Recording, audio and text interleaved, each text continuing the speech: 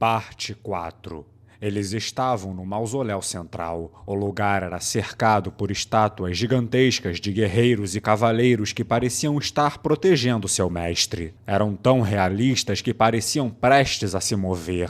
Requeran estava escondido ao pé de uma das estátuas, observando atentamente um dos 4 mausoléus menores. Depois de algum tempo, ele notou 5 pessoas correndo em alta velocidade de um dos mausoléus. Ele continuou escondido, tentando ver se corriam por causa de alguma anormalidade. Também tentou ver se alguém os observava. Depois de finalmente confirmar que eles apenas estavam correndo como haviam planejado, Requeran respirou aliviado. Ele se inclinou atrás da estátua e deu um sinal. Gringham, que estava correndo à frente de seu grupo, percebeu e rumou na direção de Requeran. Por que demorou tanto, Gringham? Minhas mais sinceras desculpas. Parece que eu lhe fiz esperar. Bem, não é como se a gente tivesse combinado um horário ou alguma coisa do tipo, então relaxa, até porque nós vamos para um lugar diferente, aí só depois a gente vai decidir o que fazer. Requeran abaixou sua postura, liderando o caminho enquanto ficava atento aos arredores. Pouco depois de começarem a se mover, Gringham perguntou: Uma pergunta. A tua equipe descobriu algum tesouro? Ao ouvir a excitação mal disfarçada na voz de Gringham, Requeran lembrou o modo como seu próprio time tinha reagido momentos antes.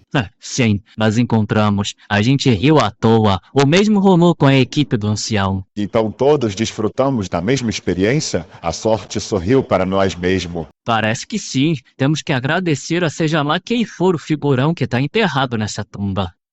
No entanto, depois de descobrirmos tantos tesouros na entrada, talvez tenhamos que nos preparar para a possibilidade de que dentro da tumba em si não tenha nada. Eu duvido. Quer apostar quanto que vai ter mais tesouros lá? Diga-me então, quanto ousas apostar? Agora tá falando a minha língua. Além de ganhar um bônus por achar os tesouros, ainda vou ganhar umas moedas suas. Aí houve vantagem. O único problema é que vamos apostar no mesmo lugar. Nenhum dos dois gargalhou, mas simplesmente sorriram amplamente. Indubitavelmente. Falando nisso, tenho uma pergunta a lhe fazer. O que é isso? Diante dos olhos de Gringham tinha uma estátua enorme. Havia algo como uma placa de pedra aos seus pés. Aquilo ali? Requeran contou os resultados de suas investigações enquanto continuavam andando. As outras 3 equipes viram os caracteres na placa, mas ninguém entendia o que estava escrito. Ele tinha a fraca esperança de que Gringham pudesse entender o sentido delas. Parece um monumento com os símbolos naquela placa. Parece algum tipo de mensagem escrita nela.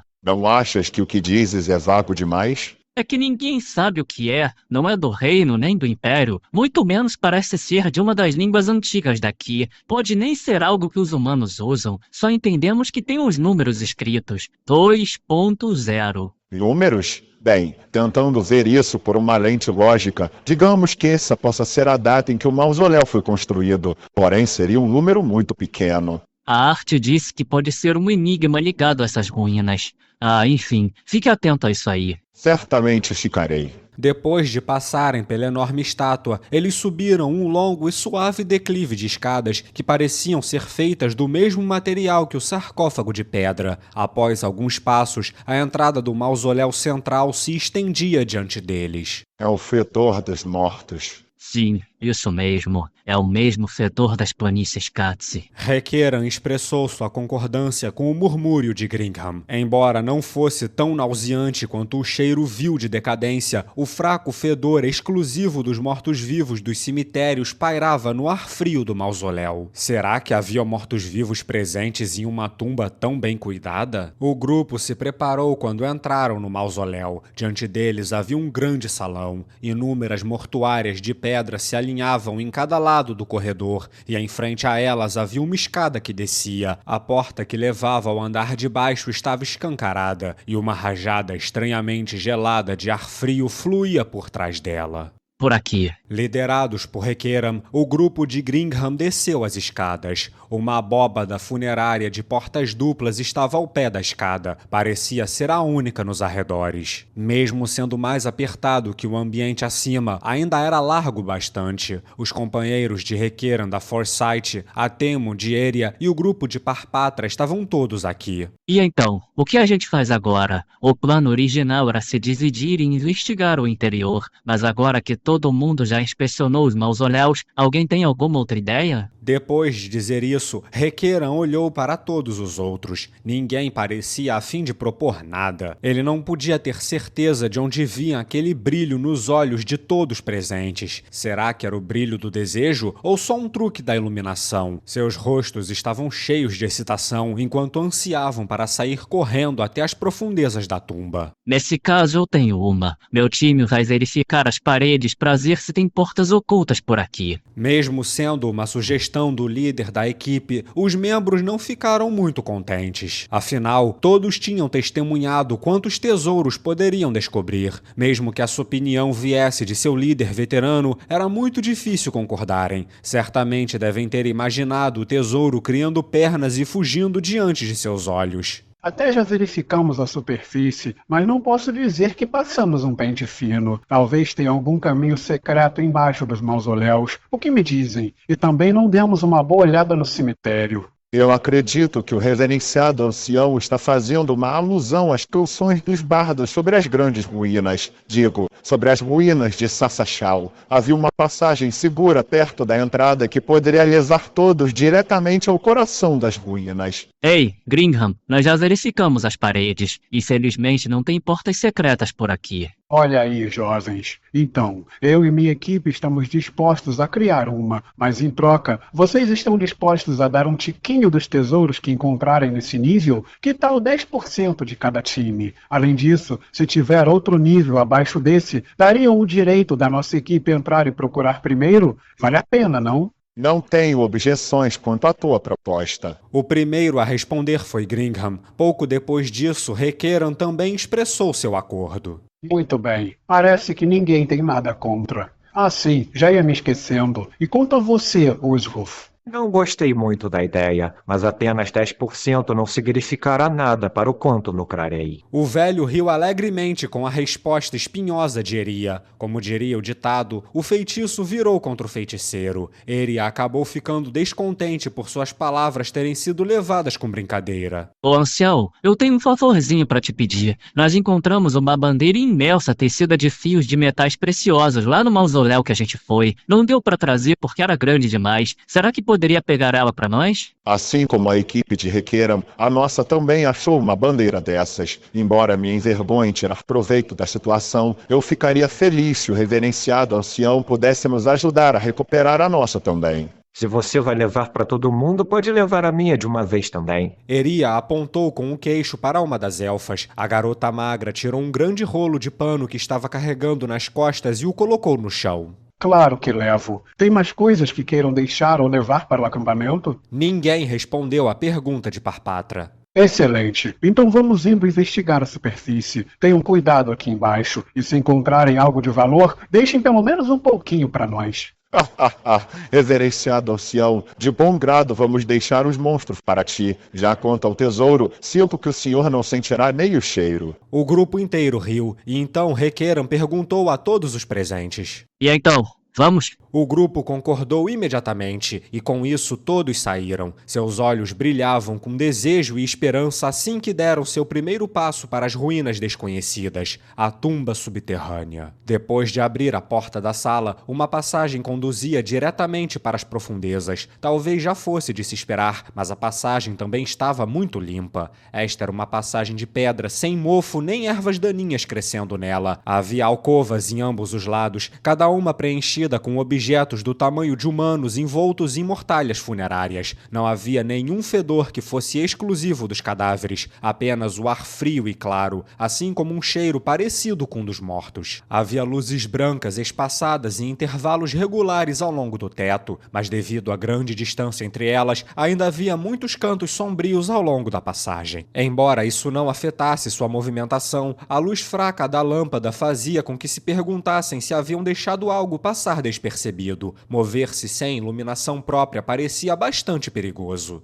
Ei, Robert, você sente alguma coisa de morto-vivo vindo desses cadáveres? Não, absolutamente nada. Sério? Art respondeu surpresa, e então caminhou até um dos cadáveres embrulhados, cortando a mortalha que o envolvia com um punhal. Depois de ver suas ações, 2 dos homens do grupo se adiantaram para ajudar a expor o cadáver embaixo das mortalhas. A julgar pela altura e pelo físico, é mais provável que seja humano, um homem adulto. Está completamente nu. Não podemos dizer de que época as ruínas vieram. Essas ruínas são realmente um mistério. Não podemos dizer a idade a partir do estilo funerário ou da arquitetura. Até onde sabemos, essas ruínas podem ter mais de 600 anos. Se for isso mesmo, então seria um achado histórico. Talvez esse tópico possa ter sido interessante para um acadêmico, mas eles estavam aqui para trabalhar. Enquanto Requeira e Gringham olhavam friamente para eles, os 3 rapidamente acrescentaram. Mas ainda não sabemos de quando as ruínas são ou qual a sua história. Que seja. Podemos seguir em frente agora? Eu quero matar monstros. O indignado Eria expressou sua falta de paciência. O grupo continuou avançando novamente. No entanto, eles pararam de novo depois de dar somente alguns passos. Todos sacaram suas armas, preparando-se para o combate. O som do bater de ossos veio à frente deles. Graças à iluminação das luzes do teto, eles logo viram as criaturas mortas-vivas que vinham pela frente. Quando a distância entre eles diminuiu e finalmente viram o que estavam enfrentando, uma comoção surgiu dos trabalhadores agora chocados, como se tivessem visto algo que não ousavam acreditar.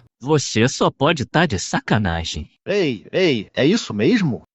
Esqueletos? Sério? No momento em que um dos membros mencionou os nomes dos monstros, suas risadas ecoaram incontrolavelmente, preenchendo toda a passagem. Que piada! Esqueletos! Olha os nossos números, isso não vai fazer nem cócegas. Monstros do tipo esqueleto não variavam muito na aparência, e às vezes as pessoas não podiam distingui-los rapidamente. No entanto, a julgar pela impressão que deram, os trabalhadores estavam certos de que estes eram apenas esqueletos comuns. Se isso é algum tipo de tropa de reconhecimento, então deveriam enviar monstros mais fortes. Eu mereço mais. Ou ninguém está encarregado dessas ruínas, ou a oposição não soube avaliar as nossas forças apropriadamente. Ou então eles são tão estúpidos que nem notaram que tem intrusos. Eles não conseguiam parar de rir. Eu ainda não creio que são apenas esqueletos.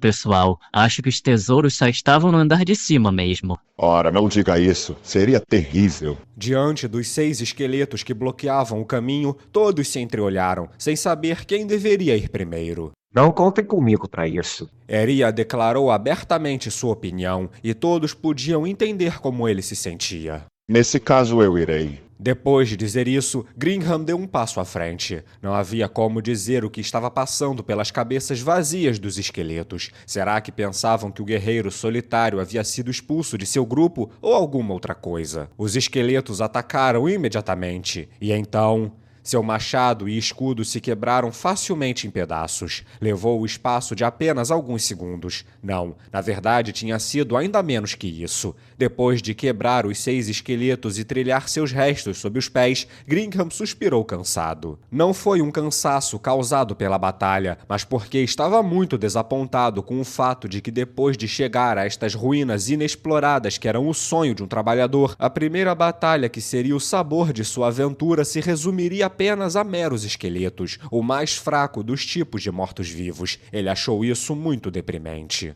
Que decepção. Apenas esqueletos. Mesmo assim, não sejam descuidados, meus caros. Onde há fumaça, há fogo. Considere que mortos-vivos mais poderosos podem aparecer. Avancem em alerta. Todos apertaram os lábios quando ouviram as palavras de Gringham. Eles avançaram mais profundamente nas ruínas, seus corações cheios de expectativa pela montanha de tesouro que os aguardava. Enquanto isso, do lado de fora das ruínas... Nossa, eles realmente já se foram. Sim, eles se foram. Mesmo que sejam trabalhadores, nós comemos na mesma mesa e acabamos por nos tornar companheiros de trabalho. Espero que eles voltem em segurança. O que acha, Mamon-san? Acho que todos vão morrer. Ainz respondeu em um tom sombrio, e o líder dos aventureiros que tinha feito a pergunta congelou.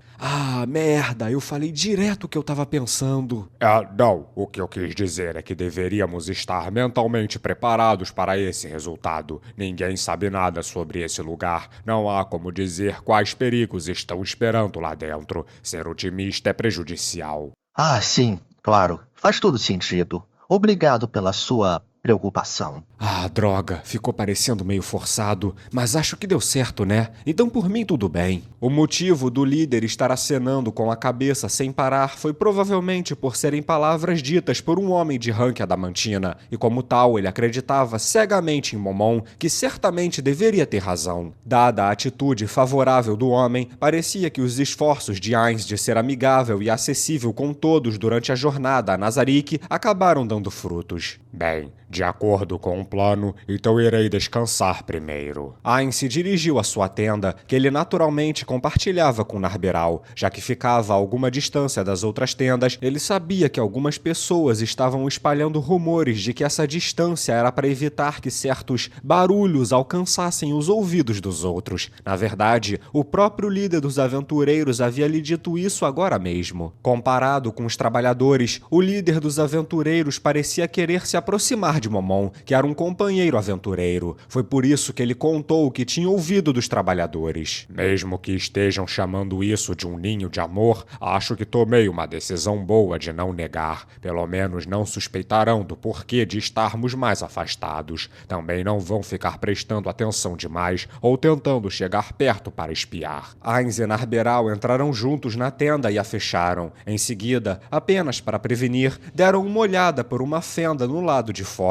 Ninguém parecia observá-los. Na verdade, pareciam estar deliberadamente tentando não olhar na direção deles. Ele poderia ter perdido uma coisinha aqui e outra ali, mas ganhou muito mais em troca. Ainz tirou seu elmo, expondo o seu rosto esquelético. Vejamos, Nabi. Não, Narberal. Eu voltarei a Nazarick e pretendo que o ator de Pandora assuma o meu lugar. Se alguma coisa acontecer antes disso, pense em uma maneira inteligente de lidar com quaisquer imprevistos. Entendido, Ainz-sama. Se acontecer algo, entre em contato imediatamente. Conto com você. Ainz dispersou sua armadura e as espadas que ele criou magicamente. O peso do elmo em suas mãos também desapareceu. Ele não se sentia cansado, mas depois de ser liberto das amarras da armadura completa, ele não pôde deixar de suspirar contente. Ele girou os ombros, que não estavam doendo, como um remanescente de sua personalidade humana. Ah, que alívio!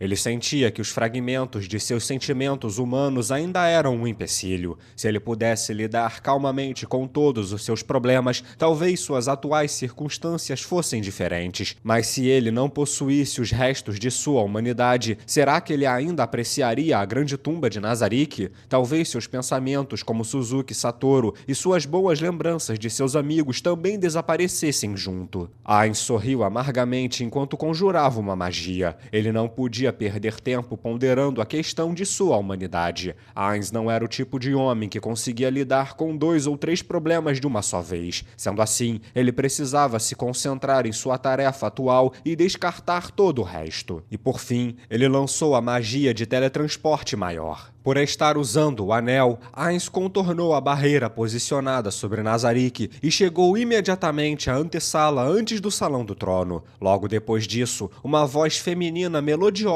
o cumprimentou. Bem-vindo, Ainz-sama. Estou de volta, Albedo. A mulher profundamente curvada levantou a cabeça sorrindo, como uma flor desabrochando, algo que foi intensificado por suas feições arrebatadoras.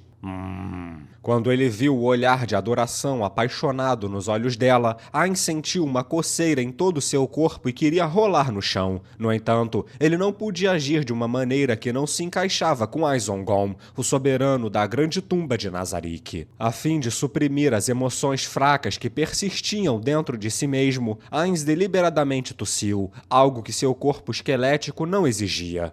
Se tudo está seguindo de acordo com o planejado, os invasores devem chegar em breve. Não, talvez eles já tenham chegado. Os preparativos de boas-vindas já foram feitos? Estão perfeitamente prontos. Tenho certeza de que poderemos entreter nossos convidados. Perfeito, Albedo. Estou ansioso para a recepção que você preparou. Ainz entrou no coração de Nazarick, o Salão do Trono. Albedo estava um passo atrás dele, mas logo chegou ao seu lado. Ainz havia dado a Albedo uma ordem em relação aos invasores dessa vez. Ele havia expressado o desejo de observar o desempenho das defesas que ele havia projetado sob condições de batalha ao vivo. No passado, seus amigos decidiram onde os monstros pop iriam aparecer em Nazarick e onde posicionar os monstros. Os arranjos criados por seus amigos eram perfeitos, mas agora que a situação havia mudado, não havia garantia de que talvez não houvesse uma maneira melhor. Nesse caso, pode-se dizer que a reavaliação dos arranjos de segurança era uma necessidade urgente. Portanto, ele queria aproveitar essa oportunidade para analisar pessoalmente. Os intrusos são muito fracos, então obviamente será impossível usá-los para verificar todos os sistemas. Ainda assim, espero que possamos aprender algo com essa operação.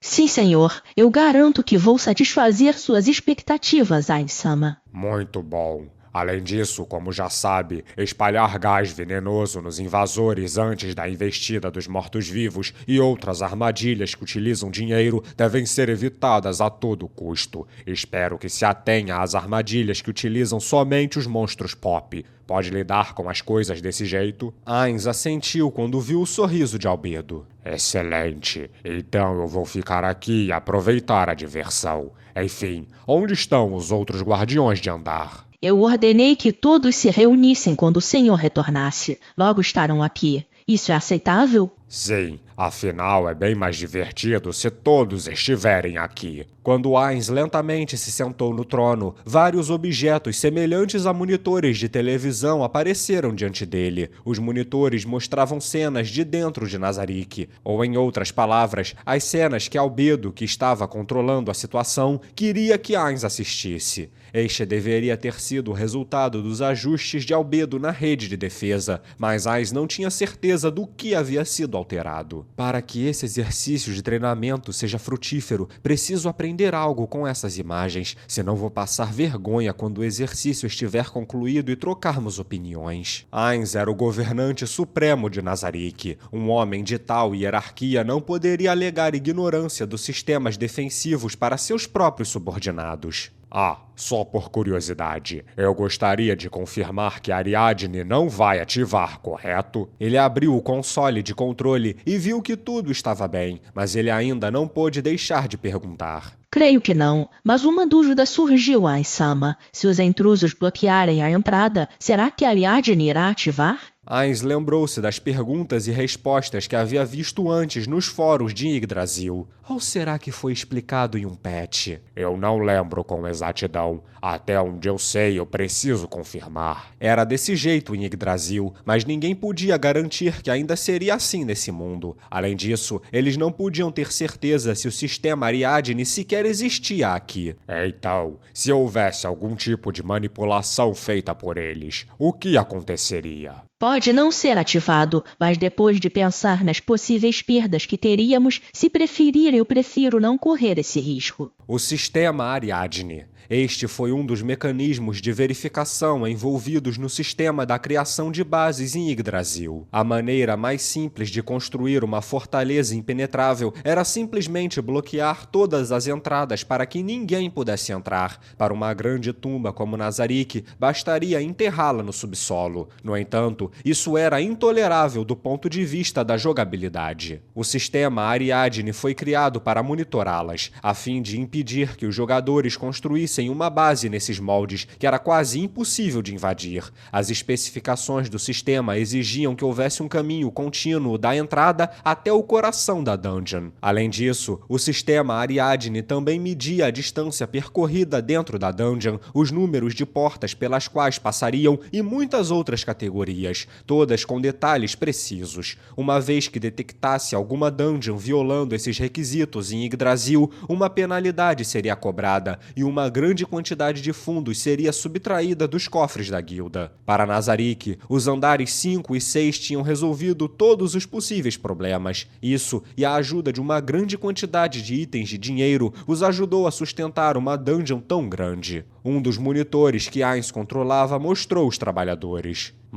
Tudo bem, eles finalmente entraram. Já estava ficando cansado de esperar. Ainz ficou profundamente descontente ao ver essas formas de vida inferiores entrando na fortaleza que ele havia construído com seus companheiros, manchando-a com seus pés imundos. Uma onda de emoção surgiu dentro dele até exceder os limites, e então logo depois foi imediatamente suprimida. Mesmo assim, ele não conseguia esconder completamente as chamas de seu descontentamento. Albedo, não permita que nenhum deles escape, entendeu? Mas é claro, espero que se deleite com o destino que aguarda os tolos ladrões que ousaram profanar o santuário dos seres supremos. Também eu acredito que o senhor disse anteriormente que queria que ratos de laboratório testassem sua esgrima. Que mote deveríamos usar para isso? Ah, bem lembrado. Eu já testei o velho antes. Pratiquei com o outro na estrada. Aquele time não é adequado para a prática. Por processo de eliminação, restam então esses aqui.